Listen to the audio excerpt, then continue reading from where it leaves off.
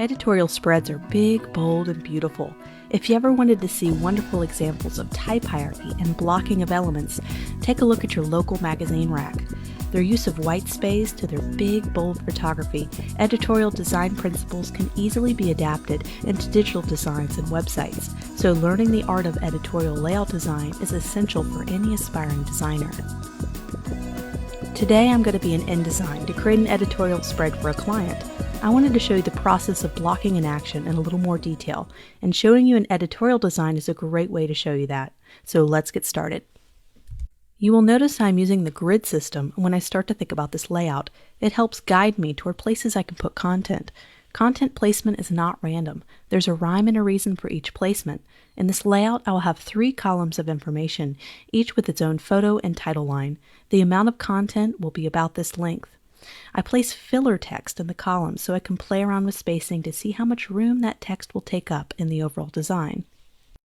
With all of this information I am having toward the bottom, I'm wanting to need to entice and draw in the viewer to read my content. The best way to do that is a nice eye-catching headline and perhaps a photo too, as long as the photo adds to the theme and does not make the design look too cluttered. I am adding a black background to match the darker background photo I selected. This will also help me use color as an attention-drawing element in my headline, as colors tend to pop out much stronger on darker backgrounds.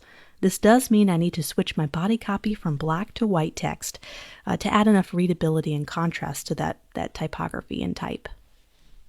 The headline placement and font choices are where you should spend most of your time. Finding the right font pairing takes experience in knowing what feels right and what has paired well in the past. There's also a feeling you need to match this design with. Who's your target audience here? If it's a woman, then take that in consideration when making your font choices. Perhaps a softer font choice may work better here.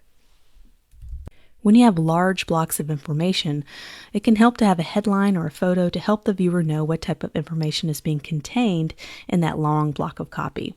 Also, finding the right cropping for each photo is essential. You do not want a photo to have too much detailed or complicated information that takes away from the other main elements. Try zooming into important details of the photo instead, and cropping it that way. The less information we give the viewer at one time, the easier time they will have to absorb the content. When I have solid colored backgrounds that take up a large space, sometimes I find it necessary to add a little bit of texture.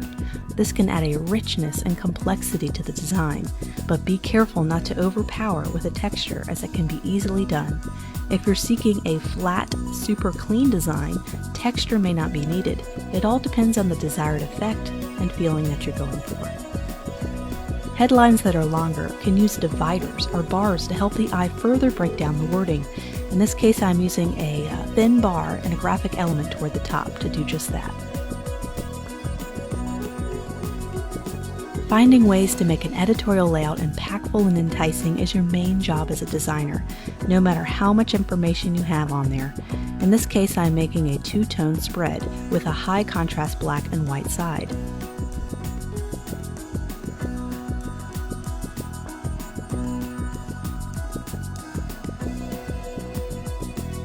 The key to a great layout design is balance. Strike a balance between photos, text, and other design elements.